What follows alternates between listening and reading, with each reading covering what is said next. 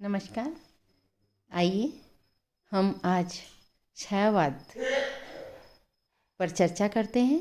छायावाद आधुनिक हिंदी का एक प्रमुख सोपान है। इसमें हम हिंदी कविता को एक बिल्कुल नए रूप में पाते हैं, जिसकी परिभाषा भी विद्वानों ने बहुत ही नवीन और बहुत गंभीरता के साथ दी है। उसके स्वरूप पर भी चर्चा करते हैं। देखिए, छायावाद वैसे तो महर्षि मोहनलाल सुखाड़िया विश्वविद्यालय के पाठ्यक्रम में बीए भाग प्रथम के प्रथम प्रश्न पत्र के अंतर्गत है, किंतु यह ऐसा विषय है जिसे हिंदी साहित्य के लगभग सभी विद्यार्थियों को जानना बहुत आवश्यक है। देखिए, हिंदी साहित्य के आधुनिक काल में 1915-16 के आसपास हिंदी काव्य क्षेत्र में एक नई काव्यधारा का सूत्रपात होने लगा था, जिसे विद्वानों ने या आलोचकों ने छायावाद नाम दिया। वस्तुतः द्विवेदी युग की इतिवृत्तात्मक, नीतिपरक, ब्रह्मार्थ निरूपक, बाह्यार्थ निरूपक और स्थूल भाव व्यंजक कविता की परंपरावादी चाल से अलग एक ऐसी काव्यधारा का जन्म हुआ जो स्वानुभूति परक थी। इस काव्यधारा में सूक्ष्म भावों, रूढ़िवाद के विरोध और नवीन पथ निर्माण की शक्ति थी। कई विद्वानों ने इसकी अपने अपने अनुसार जो है व्याख्या की, और इसके अंदर हम देखते हैं कि जो द्वारिका प्रसाद सक्सेना थे, उन्होंने लिखा है कि अपनी रहस्यात्मक भावना, लाक्षणिक और प्रतीकात्मक पदावली, चित्रोपम भाषा, कोमल और स्मरणीय कल्पना के कारण एक नूतन युग का संदेश इस काव्यधारा ने दिया।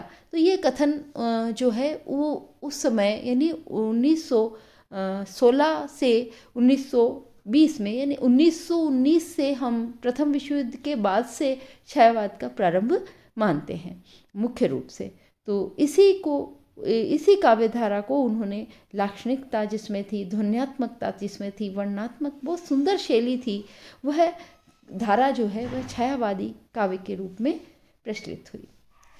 इसी संबंध में महादेवी वर्मा शीर्षक निबंध में आचार्य जी लिखते हैं, रामचंद्र शुक्लाचार्य कहते हैं कि मानव अथवा प्रकृति के सूक्ष्म किंतु व्यक्त सौंदर्य में आध्यात्मिक छाया का भाव मेरे विचार में छायावाद की सर्वमान्य परिभाषा हो सकती है। नई छायावादी काव्यधारा का भी एक पक्ष है, किंतु उसकी प्रधान प्रेरणा धार्मिक न होकर मानवीय है और सांस्कृतिक है। इस प्रकार से उन्होंने छायावाद का एक प्रारूप सा अपने वक्तव्य में दिया। इसी प्रकार मैं आपको ये सब कहने का मतलब ये है कि ये एक ऐसी काव्यधारा आई जिसने उस काल के हिंदी साहित्य को उद्वेलित किया।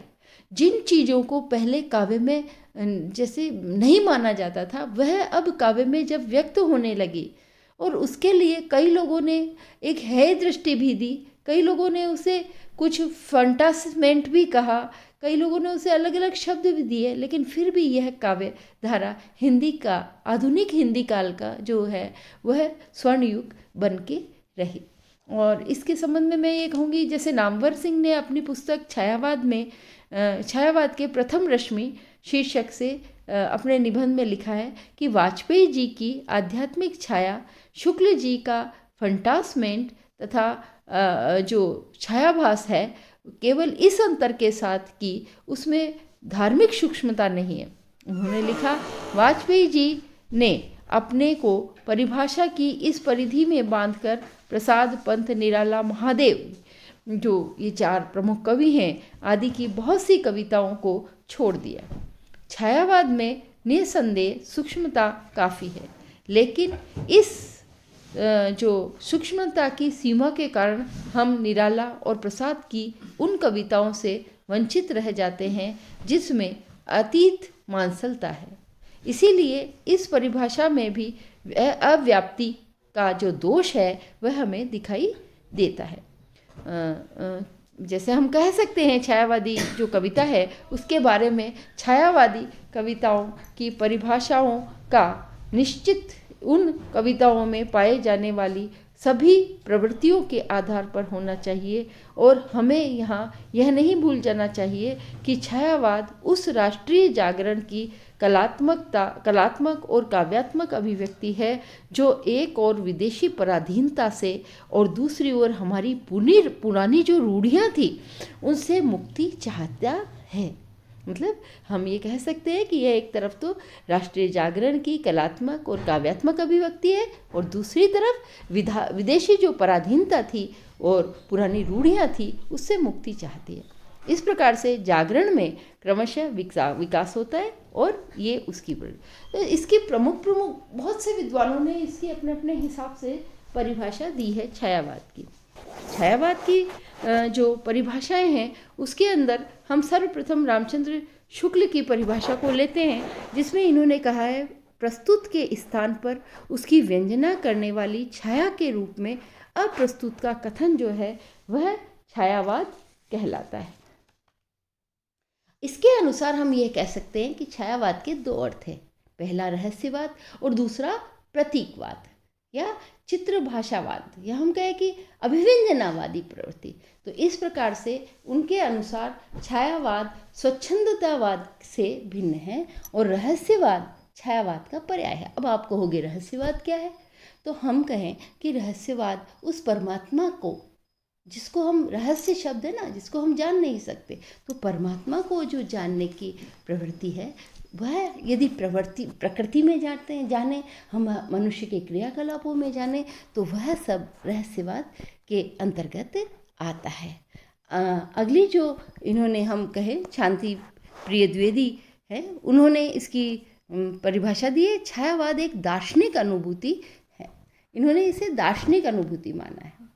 यदि हम कहें कि दार्शनिक अनुभूति है तो यह भी रहस्यवाद के ही अधिक निकट हमें दिखाई देती है। अगला हम देखते हैं रामकुमार वर्मा का, परमात्मा की छाया पर पड़ने लगती है, छाया जब पड़ने लगती है और आत्मा की छाया परमात्मा में, यही छायावाद है। तो आत्मा की जो छाया है उसी में परमात्मा को ढूंढना एक प्रकार से छायावाद है। यह रामकुमार वर्मा ने इसके अंतर्गत लिखा है और इस परिभाषा के आधार पर भी हम इसे रहस्यवादी ही मानते हैं, रहस्यवाद का ही स्वरूप है। तो छायावाद स्थूल, अगला हम नगेंद्र की बहुत प्रसिद्ध है, इन्होंने इसकी परिभाषा दी है, छायावाद स्थूल के विरुद्ध सूक्ष्म रूप का विद्रोह है। तो हम देखते हैं कि नगेंद्र की इस दृष्टिकोण के अंतर्गत सूक्ष्म का जो है स्थूल के विरुद्ध, जो हमें बड़ा इतने दिन हम काव्य में या साहित्य में मुख्य रूप से जो दिखाई देता है वही कह रहे थे, लेकिन छायावाद को कवियों ने वह कहा जो हमें दिखाई नहीं देता है। मन के भाव देखे, प्रकृति के स्वरूप देखे, बिगड़ते बदलते हमने आसमान के रंग देखे, तो ये सब चीज़ें जो सूक्ष्म रूप से व्यक्त हो रही है वह छायावाद में अभिव्यक्त हुई है। अगला हम देखें नंद दुलारे वाजपेयी, इनकी भी बहुत प्रसिद्ध व्याख्या है और इन्होंने लिखा है कि मानव अथवा प्रकृति के सूक्ष्म किंतु व्यक्त सौंदर्य में आध्यात्मिक छाया का भाव मेरे विचार में छायावाद की सर्वमान्य व्याख्या हो सकती है। तो इनके अनुसार भी हम यही देखते हैं कि इसमें रहस्यवाद सर्वाधिक रूप में दिखाई देता है, अर्थात वही जो प्रकृति का सूक्ष्म रूप है जो किंतु व्यक्त सौंदर्य में आध्यात्मिक छाया है ना, वो एक परमात्मा का जो स्वरूप हम जिस हर चीज़ में देखते हैं वह छायावाद के काव्य में हमें दिखाई देती है। अगला देखें हम गंगा प्रसाद पांडे का, ये भी एक बहुत ही प्रसिद्ध माना गया है, जिसके अंदर हम कहें कि यह जो छायावाद है वह वस्तुवाद और रहस्यवाद के बीच की कड़ी है ना, जिसके अंदर हम रहस्यवाद या आध्यात्मिकता कहते हैं, वह उसके बीच की कड़ी, अर्थात उसके बीच की जो वस्तु है उसे पकड़ना ही छायावाद का काव्य है। अगला हम देखें रामविलास शर्मा ने जो लिखा है वह है छायावाद थोथी नैतिकता, रूढ़िवाद और सामंती साम्राज्यवाद बंधनों के प्रति विद्रोह रहा है। वही बात कि जो पुरानी कविता चल रही थी उसको इन्होंने स्वीकार नहीं किया और इन्होंने एक सूक्ष्म जो हमारे सारे जीवन के बीच में एक बहती हुई एक तरंग है उसे पकड़ने की कोशिश की, वह मूल रूप से रहस्यवाद कहलाती है। देखिए, रहस्यवाद के विषय में महादेवी वर्मा ने क्या लिखा है। रहस्यवाद मूल दर्शन सर्वात्मवाद है। छायावाद तत्वतः प्रकृति के बीच जीवन का उद्गीत है। कितना सुंदर कहा है, प्रकृति के बीच जो जीवन चल रहा है, उद्गीत है, यानी उसी के अंदर मध्य में रहने वाला वो स्पंदन है, वही छायावाद काव्य है। अगला देखो, जयशंकर प्रसाद का भी इस हमने दिखा है, वह है जब वेदना के आधार पर स्वानुभूतिमयी अनुभूति होने लगे, उसे छायावाद के नाम से अभिनीत किया गया है। देखिए, यहाँ पर वेदना दिया है इन्होंने और अनुभूति शब्द दिया है। तो जब पीड़ा के आधार पर अपने हृदय में, मनुष्य के हृदय के अंदर एक अपने आप स्वानुभूति, यानी अपनी ही अनुभूति से जो अनुभूति होने लगती है और उससे जब काव्य व्यक्त होता है, वह जो है छायावाद कहलाता है। तो इस प्रकार से जयशंकर प्रसाद ने भी मनुष्य के अंतर्गत, अंतर्मन में जो स्पंदन है, उसको यहाँ छायावादी काव्य कहा है। तो इन सभी परिभाषाओं में वो पर्याप्त भिन्नता हमें दिखाई देती है, किंतु इतना स्पष्ट है कि सबने छायावाद की कुछ न कुछ विशेषताएं अवश्य बताई है। और इन विशेषताओं को हम इस प्रकार से रख सकते हैं, जैसे रहस्यवाद है, समझ में नहीं आना है, अभिव्यंजना है, प्रकृति में मानवीय अथवा ईश्वरीय चेतना का आरोप करना है, स्थूल जो है उसके प्रति सूक्ष्म का, पौराणिकता के प्रति लौकिक का, रूढ़ि और नीति आदि के प्रति मानवता का विद्रोह ही छायावाद है। अगला देखो, जीवन के प्रति भावात्मक दृष्टिकोण है, या हम कहें स्वानुभूति और युगानुरूप वेदना की अभिव्यक्ति है, व्यक्तिवादिता है ना। अब तक कविता ने समाज को, है ना, सबका सामाजिक पीड़ा को उन्होंने व्यक्त किया, लेकिन यहाँ व्यक्ति को महत्व दिया। गीतात्मकता है, सौंदर्यांकन है और मानववादी जो अनुभूतियाँ हैं उनकी व्यापकता इन्होंने दी है। तो इस प्रकार से हम कह सकते हैं कि हिंदी काव्यधारा में छायावाद एक ऐसी काव्यधारा है जिसने जीवन और जगत के परिवर्तित मानदंडों के अनुरूप प्रतिक्रियात्मक नहीं अपितु रचनात्मक, मानवतावादी, सौंदर्यमूलक और आध्यात्मिक चेतना की अनुभूतियों को नवीन अभिव्यंजना शैली में व्यक्त किया है। और इससे जीवन में पलायन भी कहीं कहीं दिखाई देता है। तो जीवन में राष्ट्रीयता भी है, अंतर्राष्ट्रीयता भी है, आध्यात्मिकता भी है, लौकिकता भी है और परस्पर विरोधी दिखने वाली कई भावनाएं, प्रवृत्तियां भी एक साथ यहाँ दिखाई देती हैं। तो हम कह सकते हैं कि छायावाद एक विशेष प्रकार की भाव पद्धति है, जीवन के प्रति एक विशेष भावात्मक दृष्टिकोण है। इस दृष्टिकोण का जो ध्येय है वह मानव जीवन के सपनों और कुंठाओं का सम्मिश्रण से यह धारा का निर्माण हुआ है और इसकी प्रवृत्ति अंतर्मुखी है और अपने युग की आर्थिक, सामाजिक, राजनीतिक, सांस्कृतिक पूर्व पीठिका के आधार पर छायावाद जो है वो निर्मित हुआ है। तो हम इस प्रकार से छायावाद के स्वरूप को अगला जो हमारा वीडियो होगा उसके अंदर इसकी प्रवृत्तियों का विवेचन करेंगे। इस प्रकार से हमने आज जाना कि विभिन्न परिभाषाओं के माध्यम से, विद्वानों की परिभाषाओं के बाद में कि छायावाद वास्तव में क्या है।